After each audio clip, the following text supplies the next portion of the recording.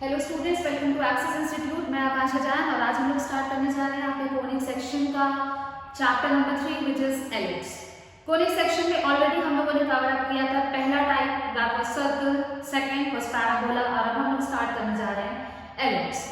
Ellipse word आपने कहाँ पे सुना होगा? फिजिक्स पे सुना होगा, राइट। सबसे पहले हम लोग देखते हैं कि कोनिक सेक्शन के कितने पार्ट्स होते हैं। As far as you guys remember कि कोनिक सेक्शन में हम लोग एक स्ट्रेट लाइन लेते हैं, उससे अल्फा एंगल पे इंक्लाइन एक जनरेटर लाइन लेते हैं और वो जनरेटर लाइन रोटेट करती है तो दो कोन बनते हैं। उस कोन से एक प्लेन पास होता है and depending upon the angle between the axis of the plane and axis of the cone, वहाँ पे 4 तरह के कोनिक सेक्शन, इनफैक्ट 5 तरह के कोनिक सेक्शंस बनते हैं to the pair of straight lines which are circle, ellipse, parabola, hyperbola as well as pair of straight lines.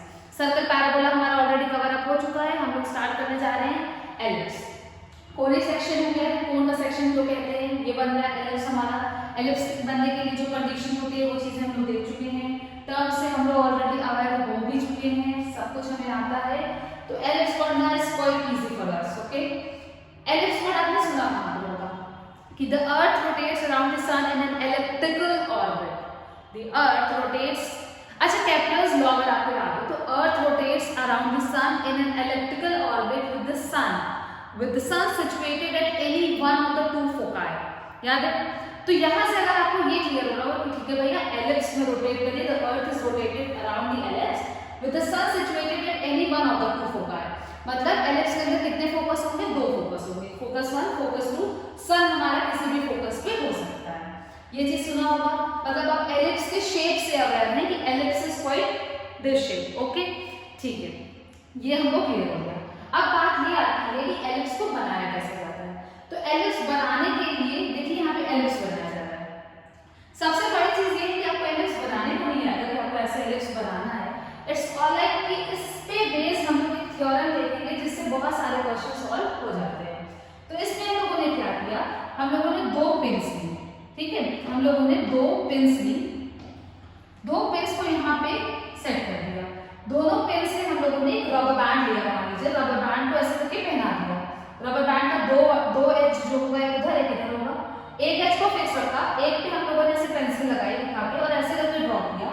तो keeping the length of the rubber band constant, हम लोगों ने जो भी ड्रॉ किया वहां पे बना एलिप्स। ये जहां पे हम लोग 2 पिन लगाते हैं उसको बोला जाता है focus 1 and focus 2 of the ellipse. Along with that हम दोनों के बीच में एक पॉइंट ला देगा जिसको हम लोग बोलेंगे सेंटर ऑफ द एलिप्स, और ये हमारा बनके शेप निकल रहा है एलिप्स। इसको आप लोग घर पे ट्राई कर सकते हैं, ओके ठीक है। अब स्टार्ट करते हैं कि what is ellipse. What is ellipse? Ellipse का शेप आपको पता चल गया, एलिप्स में 2 फोकस होते हैं ये पता चल गया, एक सेंटर होता है, कैसे ड्रॉ किया जाता है सब कुछ पता चल गया। तो ellipse is just a locus of point in a plane. Ellipse is a locus of point in a plane which moves such that the ratio of its distance from a fixed point. याद कीजिए circle और parabola, basically parabola हम लोग ले रहे थे। The ratio of that moving point, distance of that moving point from a fixed point, और fixed point क्या था हमारा? That fixed point was focus. The ratio of the distance of a moving point from a fixed point two the ratio of that moving point from a fixed line, it bears a constant ratio and that constant is always less than unity. In the case of parabola, अगर आपको याद हो तो parabola was the locus of a moving point such that the ratio of its distance from fixed point to the distance of its distance of that point from a fixed line को हम directrix बोलते थे, always bears a constant ratio, जहाँ पे constant ratio eccentricity that eccentricity was equals to 1। तो ellipse की definition फिर से मैं डिफाइन करती हूँ। Ellipse is a locus of a moving point such that it's a locus of a moving point P such that the ratio of its distance from a fixed point to the ratio of a distance from its fixed line PS upon PM always bears a constant ratio E, and that ratio is always less than unity for the case of ellipse. For the case of parabola, that ratio was what? In case of parabola, that ratio was less than what? That ratio is equal to what? For ellipse, this ratio, this eccentricity is less than unity. तो कुल मिला के क्या निकला हमारे पास कि एक हमारी फिक्स लाइन होगी, फिर से वही चीज ax plus by plus c is equal to 0, जिसको हम लोग क्या बोलेंगे डायरेक्ट्रिक्स। एक हमारा फोकस होगा, एक हमारा मूविंग पॉइंट होगा h कॉमा k, फोकस मान लेते हैं alpha comma beta, ps upon pm, ये जो ps अपॉन pm होगा ये हर जगह इसेंट्रिसिटी के ही इक्वल होगा and this eccentricity will be less than 1 for the formation of ellipse. अगर यही इसेंट्रिसिटी 1 के बराबर हो जाती तो वहां पे क्या बनता आपका, तो वहां पे आपका पैराबोला बनता। यही इसेंट्रिसिटी अगर आपकी 0 की इक्वल हो जाती तो वहां पे आपका सर्कल बनता, ग्रेटर देन यूनिटी तो क्या बनता हमारा जाके वहां पे हाइपरबोला बनता। ये सारी चीजें हम लोग ऑलरेडी कवर कर चुके हैं कि इसेंट्रिसिटी की वैल्यू के बेसिस पे हम लोग सेकंड डिग्री इक्वेशन को कैसे क्लासिफाई करते हैं कि whether it is representing circle, ellipse, parabola और हाइपरबोला। ये हो गया एलिप्स हमारा। अब बहुत सिंपल सी चीज कि जब हम लोग पैराबोला से रिलेटेड सबसे पहला टाइप का क्वेश्चन करते थे कि हमको फोकस का कोऑर्डिनेट दे दिया जाता था, डायरेक्ट्रिक्स इक्वेशन दे दी जाती थी और हमें क्या करना रहता था, पैराबोला की इक्वेशन निकालनी रहती थी। तो इन दैट केस हम लोग क्या करते थे कि इसेंट्रिसिटी को 1 ले लेते थे। इस टाइप के क्वेश्चन में eccentricity bears a constant ratio for a particular kind of ellipse, eccentricity की वैल्यू कांस्टेंट होगी but it is less than 1 का मतलब तो बहुत सारी वैल्यूज हो गई ना, 1/2, 1/3, 1/4 कुछ भी होगा। तो यहाँ पे इसके एलिप्स के क्वेश्चंस में आपको इसेंट्रिसिटी की वैल्यू दी जाएगी। Find the equation of the ellipse where focus is 1, 0, ठीक है, फोकस हमको दे दिया है 1, 0 and directrix is x plus y plus 1 is equals to 0। एक मूविंग पॉइंट है हमारे पास p जिसका हम लोग कोऑर्डिनेट ले लेंगे h, k। सबसे पहले इन लोगों का क्या करना है कि हम लोग ps निकालें और इस मूविंग पॉइंट का परपेंडिकुलर डिस्टेंस निकालें फ्रॉम द, इस मूविंग पॉइंट का परपेंडिकुलर डिस्टेंस निकालें फ्रॉम द डायरेक्ट्रिक्स। और इस केस में हमको क्या पता है कि इसेंट्रिसिटी की वैल्यू देखिए 1/√2 दी है, 1/√2 is what, less than unity, ठीक है। सॉल्व करते हैं, ps upon pm is nothing but eccentricity. ps हम लोग निकालेंगे डिस्टेंस फार्मूला से, h - 1 का होल स्क्वायर प्लस k - 0 का whole square. Eccentricity is 1/√2, pm हम लोग राइट साइड में लिखते हैं क्योंकि फ्रैक्शन है तो लेफ्ट साइड में थोड़ा सा कंफ्यूजन होता है, तो avoid confusion. pm is perpendicular distance of h, k from that line, कुछ ऐसा होगा। फॉर्मूला आपको अभी तक तो याद ही हो चुका होगा, ठीक है। रूट ओवर h - 1 का whole square plus k square is equals to h plus k plus 1 divided by 2 होगा। √2 into √2 1, sorry 2, squaring both sides, h square plus k square plus 1 minus 2h is equals to h square plus k square plus 1 plus 2k plus 2h plus 2hk divided by 4 होना चाहिए ऐसा कुछ, ठीक है। Squaring both sides कर दिया आप लोगों ने, अब सारे टर्म्स को हम एक साइड ट्रांसफर कर लेते हैं। 4h square minus h square 3h square plus 3k square plus 4 minus 1 plus 3 minus 2hk minus 4h minus 2k is equal to 0 and this is the required equation of the ellipse. अब अगर आप लोग ellipse में देख पा रहे हो तो एक डिफरेंस आ रहा है सर्कल की इक्वेशन और एलिप्स की इक्वेशन में कि यहाँ पे hk वाला टर्म भी है। अभी हम लोग राइट, अभी हम लोग h को x से और k को y से रिप्लेस करेंगे, करने के बाद भी सेम ही टाइप की इक्वेशन मिलेगी। तो आपको यहाँ पे एक डिफरेंस ये देखने को मिल रहा है कि हाँ h स्क्वायर था, k स्क्वायर था, वहाँ पे सर्कल के केस में दोनों के कोफिशिएंट्स इक्वल होते थे, यहाँ पे जरूरी नहीं है कि दोनों के कोफिशिएंट इक्वल हो। अभी हमारे केस में इक्वल आ गया लेकिन ऐसा जरूरी नहीं है, बट यहाँ पे एक hk वाला टर्म आ रहा है, सर्कल के केस में ये टर्म नहीं आता था। तो बस ये हो गया, this is the required equation of ellipse. जैसा कि आप लोग देख पा रहे होंगे कि ये भी एक सेकंड डिग्री की इक्वेशन है जो कि हम लोगों ने स्टार्टिंग में डील किया था कि जनरल इक्वेशन होती क्या है। Moving on towards the second question. Second question में भी आपको सेम काइंड ऑफ क्वेश्चन है कि आपको फोकस के कोऑर्डिनेट्स दिए हैं, डायरेक्ट्रिक्स दी है और इसेंट्रिसिटी की वैल्यू दी है। तो सेम काइंड ऑफ डायग्राम बनेगा। ये क्वेश्चन मैं नहीं कर रही, ये क्वेश्चन आप लोग खुद से करेंगे। 3x - 2y + 5 = 0, ये हो गया डायरेक्ट्रिक्स। ये हो गया हमारा डायग्राम, जरूर बनाइएगा स्कूल एग्जाम्स में। ये हो गया हमारा p h, k। हम लोग सबसे पहले ps निकालेंगे, परपेंडिकुलर डिस्टेंस पीएम निकालेंगे और फिर वही काम करेंगे कि PS upon PM is nothing but eccentricity, and eccentricity की वैल्यू 1/2 दे रखी है। खत्म बात। यहाँ से आपको सिर्फ क्या करना है, थोड़े बहुत मैथमेटिकल कैलकुलेशन करना है। इसका स्क्रीनशॉट लीजिए आप लोग फटाफट से और इस क्वेश्चन को कंप्लीट कीजिएगा। इन क्वेश्चंस को भी आप ही को करना है। यहाँ पे हमें सेम तरीके से प्रोसीड करना है कि we have to find the equation of the ellipse, directrix की इक्वेशन दिया है, एज वेल एज हमको फोकस के कोऑर्डिनेट्स दिया है, सेंट्रिसिटी दी है। पैराबोला के केस में सेंट्रिसिटी कभी भी नहीं देता था क्योंकि वहां पे तो भैया फिक्स है ना कि eccentricity will be equal to 1, लेकिन यहाँ पे लेस देन 1 और लेस देन 1 बहुत सारी क्वांटिटीज होती है। इस वजह से एलिप्स के केस में हमको एसेंट्रिसिटी की वैल्यू दी जाएगी। ये हो गया हमारा। अब बात आती है कि एलिप्स की इक्वेशन क्या होती है, equation of ellipse in standard form. तो जैसा कि मैंने बोला कि सर्कल की स्टैंडर्ड फॉर्म में हम लोगों ने इक्वेशन देखी थी, क्या थी, x² + y² + 2gx + 2fy + c = 0। Parabola की स्टैंडर्ड इक्वेशन क्या थी, y² = 4ax, x² = 4ay, and both equation negative sign के साथ। एलिप्स की स्टैंडर्ड इक्वेशन होती है x² / a² + y² / b² = 1। और यहाँ से ही आपको क्लियर ये हो रहा होगा कि x² और y² का कोफिशिएंट, ये जरूरी नहीं है कि दोनों के कोफिशिएंट्स बराबर हों, दोनों टर्म स्क्वायर में होंगे, प्लस साइन के साथ होंगे और दोनों का कोफिशिएंट कैन बी डिफरेंट। अगर a b के इक्वल हो गया, अच्छा एक छोटी सी चीज, अगर a b के इक्वल हो गया तो इक्वेशन हो जाएगी x² / a² + y² / a² = 1, और इसको हम लोग लिख सकते हैं x² + y² = a²। तो आप लोग खुद सोचिए कि ये क्या रिप्रेजेंट कर रहा है।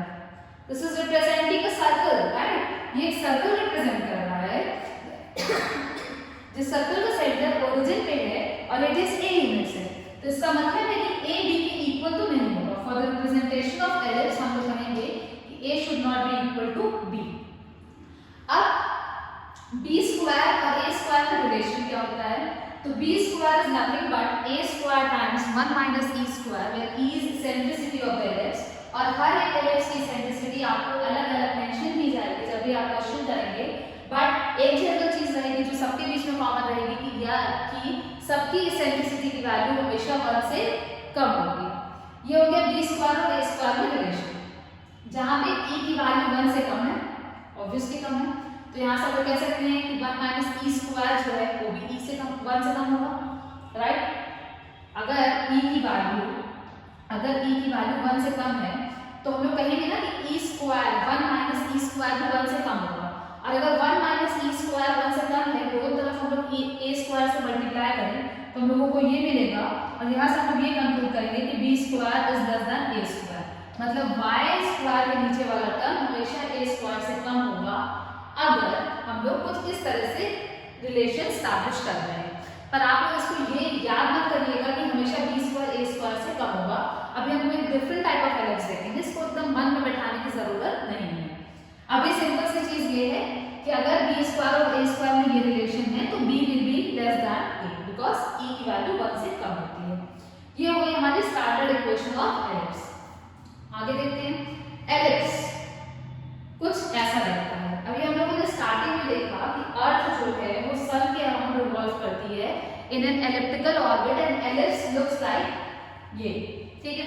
हम लोगों ने क्या क्या चीजें देखी थी, हम लोगों ने देखा था कि हमारे पास 2 फोकस होते हैं और दोनों फोकस के बीच में क्या होता है, एक सेंटर होता है, ठीक है। इसको पहले करने से पहले हम लोग एक ट्रेसिंग ऑफ पैराबोला करते हैं। ट्रेसिंग ऑफ पैराबोला में सबसे पहले अगर आपको याद हो तो ग्राफ प्लॉट करते समय हम लोग क्या देखते हैं कि whether that equation is passing through origin और नॉट, सबसे पहली चीज। दूसरी चीज देखते हैं कि किसके अबाउट सिमेट्रिक है, एक्स एक्सिस के अबाउट सिमेट्रिक है कि वाई एक्सिस के अबाउट सिमेट्रिक है।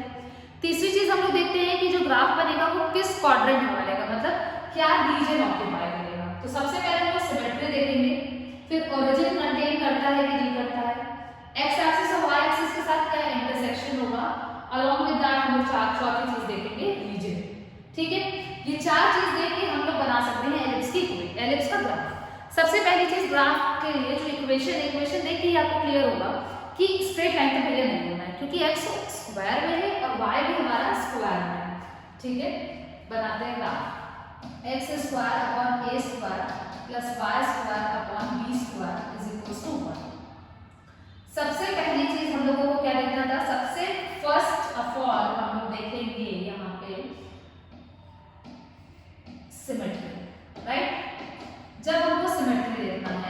क्या करें यहाँ पे, सबसे पहले x की जगह पे अगर हम लोग माइनस एक्स रखते हैं, अगर हम लोग x की जगह पे माइनस एक्स रखते हैं तो यहाँ पे हमको क्या मिलेगा, माइनस एक्स का स्क्वायर अपॉन ए का स्क्वायर, या ऐसे भी छोड़िए, ऐसे भी करते हैं कि y की वैल्यू क्या आएगी, y square is equal to 1 minus x square upon a square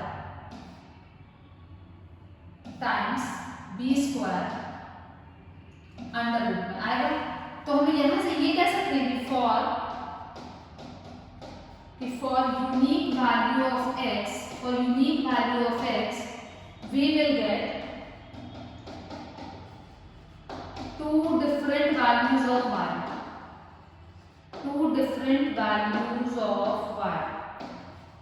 x की एक वैल्यू, अगर हम लोग x की जगह मानना चाहते हैं a ही रखते हैं, x की जगह पे a ही रखते हैं, फिर वो 0 हो जाएगा। तो यहाँ पे x की कोई भी अगर हम लोग एक वैल्यू रखें तो for that value of x आपको y की दो डिफरेंट वैल्यूज मिलेगी, एक पॉजिटिव और एक नेगेटिव। सेम चीज अगर आप ये करें कि हम लोग x के इक्वेशन निकालें, x का टर्म निकालें, तो for unique value of y we will get two different values of x। यहाँ से ये क्लियर हो जाता है कि graph will be symmetrical about both the axis. Graph जो है वो दोनों एक्सिस के अबाउट सिमेट्रिकल होगा, पॉइंट नंबर 1। पॉइंट नंबर 2 हम लोग निकाल लेते हैं पहले intersection with the axis. Intersection with the axis, अगर हम लोग एक्सिस के साथ इंटरसेक्शन निकालें तो सबसे पहले अगर हम लोग एक्स एक्सिस के साथ निकालें तो अगर हम लोग x की वैल्यू 0 रखें, अगर हम लोग x की वैल्यू 0 रखें तो वहां पे हमको क्या मिलेगा, y is equals two plus minus b, और अगर हम लोग y की वैल्यू 0 रखें तो हमें x मिलेगा प्लस माइनस a, राइट। तो हमें चार कोऑर्डिनेट्स मिल गए, एक a, 0, minus a, 0, 0, b, 0, minus b, जहां पे ये ग्राफ x एक्सिस और y एक्सिस को इंटरसेक्ट करेगा। तीसरी चीज whether this graph will pass through origin और नॉट। तो at x is equals to 0, y कभी भी 0 नहीं आएगा, तो graph will not pass through origin, right. चौथी चीज हम लोगों को क्या देखना था, कि यहाँ पे रीजन क्या होगा, किस रीजन में ग्राफ बनेगा। किस रीजन में ग्राफ बनने का मतलब क्या होता है, x first quadrant, second quadrant, third quadrant, कहाँ पे हमारा ग्राफ बनेगा। तो सबसे पहले अगर आप देख पा रहे हो तो जब हम लोग x की वैल्यू पॉजिटिव रखेंगे, ठीक है, जब हम लोग x की वैल्यू पॉजिटिव रखेंगे तो वहां से हमको y की दो डिफरेंट वैल्यूज मिलेंगी, एक पॉजिटिव और एक नेगेटिव, क्योंकि हमें स्क्वायर रूट निकालना पड़ेगा। इसका मतलब ये हुआ जब x पॉजिटिव और y पॉजिटिव बन रहा है तो फर्स्ट क्वाड्रेंट हो गया, x पॉजिटिव y नेगेटिव तो फोर्थ क्वाड्रेंट हो गया, ठीक है। y की वैल्यू अगर हम लोग नेगेटिव रखें, सॉरी पॉजिटिव रखें, तो x की वैल्यू हमें पॉजिटिव मिलेगी और x की वैल्यू नेगेटिव मिलेगी because of the square root. अब x पॉजिटिव है, y पॉजिटिव है, कौन सा क्वाड्रेंट होगा वापस से हमारा, ये कौन सा क्वाड्रेंट होगा, फर्स्ट क्वाड्रेंट होगा, ठीक है। x पॉजिटिव है, सॉरी y पॉजिटिव है, x नेगेटिव है, कौन सा क्वाड्रेंट होगा हमारा, सेकंड क्वाड्रेंट होगा। दूसरी चीज, अगर हम लोग x की वैल्यू नेगेटिव रखते हैं, अगर हम लोग x की वैल्यू नेगेटिव रखते हैं तो वहां से हमको y फिर से मिलेगा पॉजिटिव और नेगेटिव, पॉजिटिव नेगेटिव, तो ये वाला जो पेयर बन रहा है उसके लिए हम लोगों को थर्ड क्वाड्रेंट मिल गया, x भी नेगेटिव, y भी नेगेटिव। तो कुल मिला के जो रीजन होगा वो क्या होगा, चारों क्वाड्रेंट होंगे, जो हमारा ग्राफ बनेगा वो चारों क्वाड्रेंट में बनेगा। Along with that graph 4 point पे एक्सिस को इंटरसेक्ट करेगा, 2 पॉइंट x एक्सिस पे, 2 पॉइंट y एक्सिस पे। रीजन हमको पता चल गया, इंटरसेक्शन पता चल गया, ग्राफ ओरिजिन से पास नहीं करेगा और graph will be symmetrical about both the axis. चारों चीजें मिलने के बाद अगर हम लोग इसका ग्राफ बनाएं तो इसका ग्राफ कुछ ऐसा बनना चाहिए कि हमारे पास 4 डिफरेंट पॉइंट्स हैं जहां से ग्राफ पास करेगा। One is a, 0, another is -a, 0, फिर है हमारे पास 0, b, फिर है हमारे पास 0, -b। ग्राफ ओरिजिन कंटेन करेगा नहीं, अगर हम लोग फर्स्ट क्वाड्रेंट में स्ट्रेट लाइन बनेगा नहीं, इसको ऐसे जोड़ दे और इसका हम लोग x एक्सिस का अबाउट सिमेट्रिक ले, ग्राफ ऐसा वाई एक्सिस का वर्ड ऐसा और इस वाले ग्राफ का लेंथ भी ऐसा हो गया। एलिप्स बना, ओरिजिन कंटेन कर नहीं रहा है, 4 पॉइंट पे एक्सिस को इंटरसेक्ट कर रहा है, along with that 4 क्वाड्रेंट बन रहा है and it is symmetrical about both the axes। तो अब बात आती है कि सारे पैरामीटर्स क्या होंगे। तो सारे पैरामीटर्स जैसे कि हम लोग देख रहे थे, यहाँ पे ग्राफ बना था, तो आप लोग देखिए कि ग्राफ जो है एक्स एक्सिस को देखिए, सबसे पहली चीज ये जो वर्टेक्स था हमारा, हम लोग निकाले थे अभी -a,0 आ रहा था और ये हमारा आ रहा था +a,0, राइट। a b से बड़ा है, ये आपको याद होगा कि अभी हम लोग जो भी डील कर रहे हैं वहां पे a b से बड़ा है। अगर a b से बड़ा है तो उस केस में जो a और b को, मतलब a वाली लाइन है -a,0 और +a,0 को जोड़ने वाली लाइन है, उसको बोलेंगे मेजर एक्सिस, और जो -b और +b को जोड़ने वाली लाइन है उसको बोलेंगे माइनर एक्सिस। a b से बड़ा है, इस वजह से -a,0 और +a,0 को क्या बोला जाएगा, वर्टेक्स बोला जाएगा। b छोटा है, इस वजह से इसको क्या बोला जाएगा, इसको बोला जाएगा कोवर्टेक्स, ठीक है, इसको बोला जाएगा कोवर्टेक्स। है तो वो एंड पॉइंट ही, बट इसको बोला जाएगा covertex because b is smaller than a। दो फोकस हम लोग स्टार्टिंग से ही डील कर रहे हैं, f1 f2 दो फोकस होंगे। फोकस और वर्टेक्स एक लाइन पे होगा। सेंटर हमारा दोनों फोकस को कह लीजिए, दोनों वर्टेक्स कह लीजिए, दोनों कोवर्टेक्स कह लीजिए, कहीं में भी कह लीजिए, focus will always lie on the centre. इतनी चीजें याद रखिएगा। ये बन गया हमारा ग्राफ, 4 चीजें हम लोगों ने ग्राफ में काउंट की। ग्राफ बन के आया हमारा कुछ इस टाइप का, ठीक है। ग्राफ बनने के बाद अब हम लोगों को पता करना है कि सबके कोऑर्डिनेट्स क्या होते हैं। उसके पहले हम लोग देखना चाहेंगे कि second focus and second directrix of ellipse क्या होता है। तो जैसा कि आप लोगों को फिगर में ही क्लियर था कि वी हैव स्टार्टिंग से ही हम लोग पढ़ रहे हैं ना कि for every focus we have directrix. जैसा कि पैराबोला के केस में बोला गया था कि for there are 2 focuses for the parabola. एक फोकस को हमको जो दिखता है, another focus lies at infinity and the corresponding directrix also lie at infinity, जिससे हमें कोई मतलब नहीं है। इस केस में हमारे पास 2 फोकस है, दोनों focus are in our range, तो 2 फोकस के करस्पॉन्डिंग यहाँ पे 2 डायरेक्ट्रिक्स होगी। अभी हम इक्वेशन कोऑर्डिनेट से बिल्कुल डील नहीं कर रहे हैं, राइट। सबसे पहला वर्टिसेस, जो हम लोगों ने पॉइंट a डैश लिया था, where the curve meets the joining, जहां पे कर्व हमारा लाइन जॉइन द 2 फोकसेस को इंटरसेक्ट करता है, उसको बोला जाता है वर्टिसेस। जो हमारे केस में क्या था, जहां पे ग्राफ हमारी x एक्सिस को इंटरसेक्ट कर रही थी। वाई वर्टेक्स, क्योंकि a was greater than b। तो vertices are the point where the curve meets the line joining the 2 focuses, उसको बोलते हैं वर्टेक्स। अभी आप कोऑर्डिनेट्स पे ध्यान दीजिए। उसके बाद आता है major and minor axis. The line joining vertices is known as major axis and the line joining co-vertices is known as minor axis. Length of minor axis is always less than major axis. Focuses. There are 2 points which are fixed points. 2 fixed points inside the ellipse. उसको बोला जाता है focus. Directrices. There are 2 different directrices corresponding to each focuses and they are straight line which are perpendicular to the major axis. ये चीजें आप लोगों ने parabola में भी देखा था कि line which is perpendicular to the axis of the parabola, वहां से एक्सिस, यहाँ पे major axis. The line which is perpendicular to the major axis of the parabola is known as directrix. तो 2 फोकस 2 डायरेक्ट्रिक्स। सेंटर क्या होगा, centre का मतलब होता है कि बीचों बीच लाई करना चाहिए। तो the centre is the point that lies inside the ellipse and it bisects every chord which is passing through it, and it is the midpoint of both the focuses as well as it is midpoint of both the vertices and it is the midpoint of both the co-vertices. ये सारे terms आपको आना चाहिए। Every chord को वो bisect करता है। जो स्टैंडर्ड इक्वेशन में हम लोग एलिप्स पढ़ रहे हैं, उस केस में हमारा जो सेंटर होगा वो ओरिजिन में लाई करेगा। इसेंट्रिसिटी के लिए हम लोगों ने, याद कीजिए, एक फॉर्मूला पढ़ा था। अभी इसेंट्रिसिटी नहीं पढ़ा था, राइट, लेकिन हम लोगों ने ये रिलेशन पढ़ा था। यहां से अगर हम लोग इसेंट्रिसिटी निकालना चाहें तो इसेंट्रिसिटी विल बी √, ये आना चाहिए, जिसकी वैल्यू हमेशा 1 से कम होगी। क्यों 1 से कम होती है? क्योंकि भैया b जो है, क्योंकि जो b हमारा है वो क्या है, a से छोटा है। जिस वजह से वो रेशियो 1 से कम आएगा, रूट निकलने के बाद वापस से इसेंट्रिसिटी 1 से कम हो जाएगी।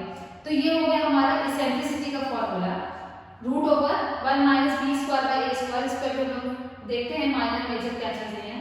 Ordinate and double ordinate. Double ordinate हम लोगों ने पैराबोला के केस में भी पढ़ा था कि there is a chord which is perpendicular to the axis, मतलब कॉर्ड की लेंथ मेजर एक्सिस से जितनी ऊपर उतनी मेजर एक्सिस के नीचे, because it is perpendicular, right. तो any chord which is perpendicular to the major axis of the ellipse is known as double ordinate, ठीक है, डबल ऑर्डिनेट। और उसका half is ordinate. Latus rectum, latus rectum अगर आप लोग parabola से link करें तो any chord which is perpendicular to the major axis of the ellipse and it is passing through the focus, it is passing through the focus, उसको बोलते हैं lattice vector. ये सारे अभी फॉर्मूले हम लोग फिर से देखने वाले हैं। उसके बाद है focal distance of a point on the ellipse. कोई दिक्कत ही नहीं है, फोकल डिस्टेंस ही तो बोल रहा है ना। कोई भी एलिप्स के ऊपर पॉइंट ले लीजिए, उसका फोकस से डिस्टेंस निकाल लीजिए, फोकल डिस्टेंस हो गया हमारा। Equation of the ellipse in another, ये सारे टर्म्स क्या किसका कोऑर्डिनेट है, no need to worry about that, वो सब पे हम लोग पहुंचेंगे। अभी सब कुछ आपको बस पता होना चाहिए कि सब सारे टर्म्स का मतलब क्या होता है, फोकस क्या होता है, डायरेक्ट्रिक्स क्या होता है, centre, vertex, covertex, major axis, minor axis, ordinate, double ordinate, latus rectum, सारे टर्म्स पता होना चाहिए, ठीक है। अब हम लोग अभी तक नाम कह रही थी कि ए जो है वो बी से बड़ा होगा और एलिप्स बनेगा कुछ ऐसा। अगर बी ए से बड़ा हो गया तो एलिप्स कैसा बनेगा, ऐसा बनेगा, ऐसा बनेगा। और क्या होगा, सब कुछ मेजर एक्सिस सब कुछ चेंज हो जाएगी। अभी तक मेजर एक्सिस एक्स एक्सिस हो रही थी, अब मेजर एक्सिस हमारी वाई एक्सिस हो जाएगी जब बी ए से बड़ा होगा, ठीक है। बाकी सारी चीजें सेम। अभी तक फोकस हमारा यहाँ लाया कर रहा था, अब फोकस यहाँ लाया करेगा, क्योंकि सब कुछ जो ग्रेट रोल होता है फादर वाला रोल, हेड ऑफ फैमिली वाला रोल, वो मेजर एक्सिस का होता है। मेजर एक्सिस पे वर्टेक्स लाया करेगा, मेजर एक्सिस पर ही फोकस लाया करेगा, ठीक। तो यही होता है equation of ellipse in another form. अगर यहाँ पे ये तो हम लोगों ने एलिप्स की इक्वेशन पढ़ी थी, अगर ए बी से कम हो जाता है तो एलिप्स जो है वो हमारा पलट जाएगा और इस केस में मेजर एक्सिस और माइनर एक्सिस एक दूसरे को इंटरचेंज कर लेंगे, ठीक है। इस पर ज्यादा हम फोकस नहीं करेंगे, सारी चीजें कवर अप हो गया आपकी। ये हो गया हमारा एलिप्स। अब आपको अभी तक के लेक्चर्स में क्या क्या चीजें पता चल गई कि एलिप्स होता क्या है, एलिप्स के केस में इसेंट्रिसिटी क्या होती है। इसेंट्रिसिटी के बाद हम लोगों को पता चल गया फोकस, डायरेक्ट्रिक्स, मतलब सारे टर्म्स रिलेटेड टू एलिप्स आपको पता चल गया। अब अपकमिंग लेक्चर्स में हम लोग क्या देखेंगे कि सारे टर्म्स का कोऑर्डिनेट क्या होता है, सबकी इक्वेशन क्या होती है, क्या लेंथ होती है, क्या डिस्टेंस होता है, सारी चीजें कवर करेंगे। फिर जाके आपका एलिप्स का बेस क्लियर होगा और उसके बाद हम लोग स्टार्ट करेंगे क्वेश्चंस करना और छोटे मोटे जो भी टॉपिक्स बचे रहेंगे वो सब कवर अप करेंगे। टिल देन आप लोगों को क्या करना है कि you guys have to revise कि एलिप्स से रिलेटेड टर्म्स क्या थे हमारे। क्वेश्चंस अभी आप लोग प्रैक्टिस नहीं कर सकते, लेकिन आपको टर्म्स पता होना चाहिए, किस चीज़ की क्या पोजीशन होती है, कहाँ पे क्या चीज़ होता है, ये सारी चीज़ें आपको पता होना चाहिए। Thank you for watching the video, enjoy your day.